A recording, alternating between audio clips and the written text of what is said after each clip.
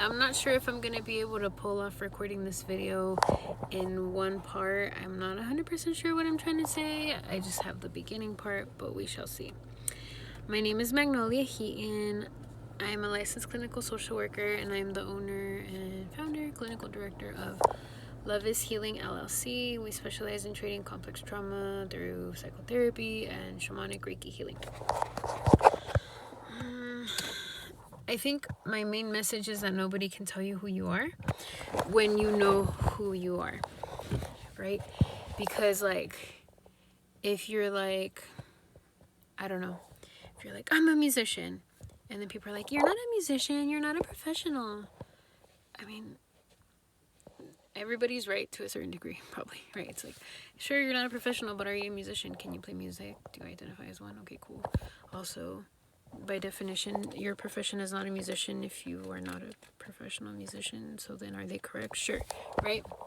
But the point is, I've been studying a lot about DBT, right? Dialectical behavior therapy, and it really talks a lot about validation. It talks about a lot of things.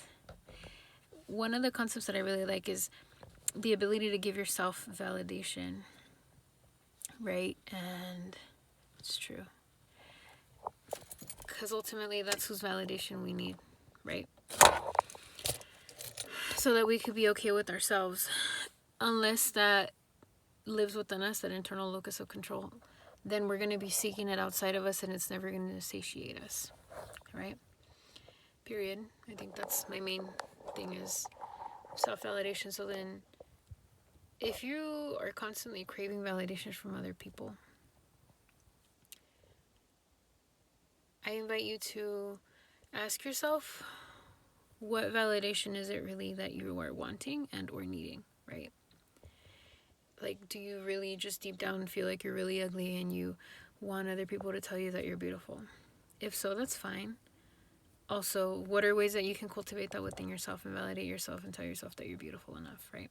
It's just one example, but I invite you to, like, make an exhaustive list if possible, because the more that you're able to do that for yourself, the better. I'm learning and reading a bit more, taking videos and stuff, taking trainings and things like that about DBT, that there's so much that I know. It's just that nobody taught me to do it. So because nobody taught me to do it, it's been really hard for me to teach other people. Like, it's been hard for me to teach clients. It's been hard for me to teach supervisees, unless they ask me directly. Because to me, I'm like, of course, that logically makes sense. But maybe people hadn't thought of it because I don't know.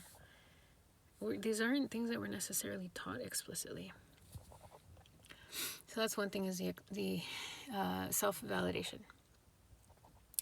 And then something else that I want to touch on is to piggyback off my previous video. I've been thinking about it more, about the dancing thing, right? And so, like, one, I think if you want to cultivate your masculine energy more, I would invite you to try partner dance, right?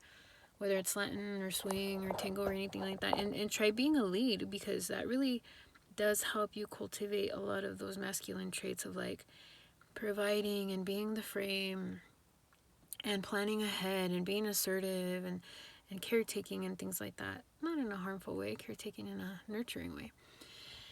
And then if you are working on cultivating your feminine traits, then I would invite you to be a follow.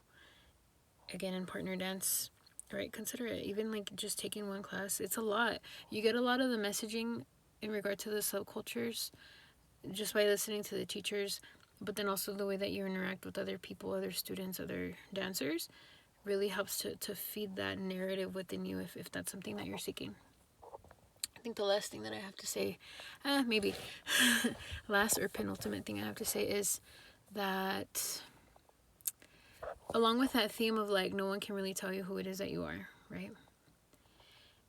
Is, like, what happens when people tell you otherwise. Like, for example, I'm gonna go back to the swing dancing, right? And so with the swing dancing, there was a man who was very bossy and aggressive and domineering and controlling. And I don't remember if I mentioned him in the last video or not, but I really wanted to, yeah, I did, I think I did. I really wanted to stop, like mid-dance, but thankfully it was super short. It was probably like a minute and a half, but it was a really long minute and a half. And as I was about to like cut the dance, the music stopped, so there was that, right? But I was also just trying to figure out what was going on within myself, and then what I was experiencing from his energy, and like why it was upsetting, what was upsetting about it, all these things I was like processing. And then I was like, okay, cool, I think I have all my answers. And then the music stopped. So then, right? And then for him, on top of like, okay, I mean, I'm pretty sure he's a vet and he had all these other things going on, like complex PTSD for sure, right? And didn't have those interpersonal effectiveness skills. There was also, I mean, like a cognitive distortion, I guess, wherein he was like, in a way, like, I know I'm the boss, and there's only one way to do it. That's the thing. That's the cognitive, like black and white thinking, that cognitive distortion. There's one way to do it, and that's the only way to do it. Period. 1, no. Dance is fluid, it's an art. 2, he's the leader, and I'm supposed to follow. So, again, it like, being a follow, like if I usually say guy, if a dude can't lead, if a lead can't lead, then I can't follow. By definition, right? Because my job is solely to follow. So if he's leading the move wrong, I'm supposed to just follow that, right? I'm not supposed to like overstep or whatever. It's just culturally. It's fine if you feel like, oh no, well, you still have to do it. I mean, you can have your own perspective. This is the way that I was taught to like dance classically. And so in that example, I was like, I'm just going to follow him or whatever. But it was really poor leading, to be honest with you, right? Because I couldn't follow him. And then also just seeing that perspective from him, it was a more distorted masculine, unhealed masculine, a wounded masculine, because he had those traits of like being domineering, pressuring, controlling, all these other things, right? Contrasting with this other man too. And I was dancing with him. It's funny because they're both older. Anyhow, I want to break it down into like the different intersectionalities, but I'm not going to. Anyway, so I was dancing with this other man, right? And he was very cheerful, and he was very respectful. Like, bam, it just like, as soon as I started dancing with him, just like bam, that energy hit me. I was like, cool, I feel safe. My body feels safe, right? And then I think he asked me if I don't know what the normal step is, right? Rock step or triple step. I was like, I don't know, whatever you want, I'll just follow, it's fine. And yeah, and we did some triple step or whatever, which is faster and like a little trickier. But it wasn't tricky because he was a really good lead, right? And stuff. And I was like dancing and following, and we were having fun. And then at some point he was like, how long have you been dancing? Or like, do you dance? Or something like that. And it's like, he's a really good dancer, so he could tell, but I know he was just kind of like curious of like what, right? And then I was like, oh yeah, I've been dancing, I don't know, years officially, like taking classes, right? But really dancing my whole life. And then I was like, but I do Latin dance. And then he's like, oh yeah, I could tell, because like the styling is a little bit different, right? But I molded to the swing. But again, I don't have a lot of experience, a lot of exposure with swing dancing, so then I just did my best. The point is, he asked, he was curious, and he was respectful, and he was appreciative, and he was open-minded, right? And he was like, it's fine, there's this challenge, and I'm still going to just continue, and I trust myself enough to be able to follow through on this challenge, or whatever, like, to perform well on this challenge. And he was really solid and confident, and so, like, for me, that was really cool as a feminine and as a follow, to have that really solid masculine frame. And he wasn't, you know, like, he was assertive, but he wasn't controlling or domineering in any kind of way, so that was really cool, actually. And I say that to say that when someone is truly confident, they have nothing to prove. he had nothing to prove. He had no reason to tell me, oh, you're wrong. This isn't how you do it. We tried to move, and I got it wrong a couple times, and then we tried it again. But it's like, cool, we tried it. It didn't work out. That's fine. Right? It might have worked out the third time. I'm not sure. The point is, we tried it, and it was fun. And he didn't blame me, and I didn't blame him. It was just like, okay, cool. We would need to, like, stop what we're doing, talk to each other, and, like, we wouldn't be in the moment with the song. We would need to be focused on the teaching and learning, which is a different thing altogether, right? So there was kind of that radical acceptance around that. Just like, all right, cool, we're not going to pull off this move. That's fine, you know? So there's that. Versus... And that's more of a divine masculine energy rather than the domineering and controlling. I say that to contrast the two because that was such a stark opposition, right? Period. And then I had a couple of... I can think of this other guy that I danced with, and I could tell that he, like, admired me in the way that I danced and stuff, and that's cool.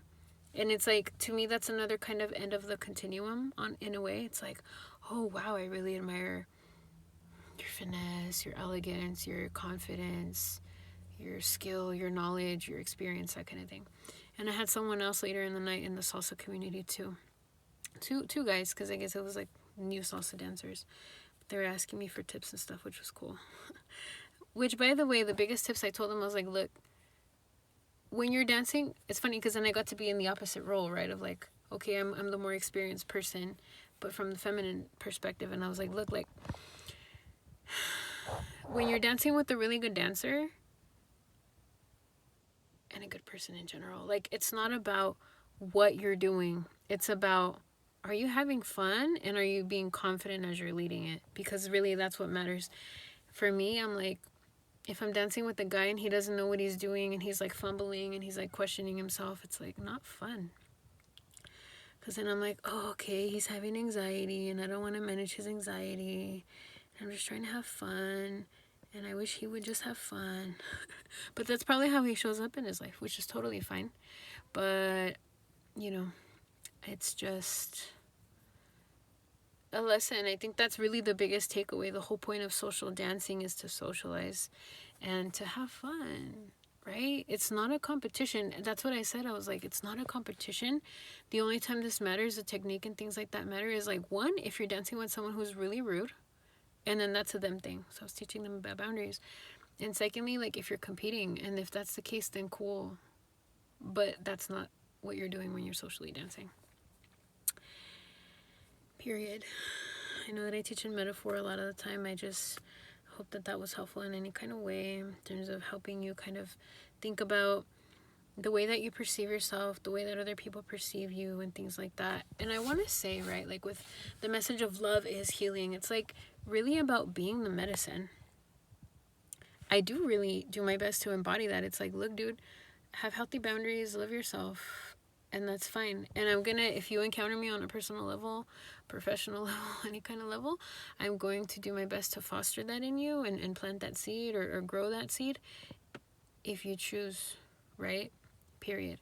You as a viewer, I invite you to do the same. As you watch these videos, I speak life into you, and I invite you to take that with you and cultivate that within you, whether it's only when you're watching the videos or whether you choose to take that out into your life and then go give it to somebody else, because that's the whole point. In loving, we heal. All right, that's all the time I have for today. Hope you all take care and things. If you want more information, we're at loveishealingllc.com, and then our handle is loveishealingllc on YouTube, Instagram, Facebook, and we have information on booking and trainings and things like that. And thanks for watching. Bye.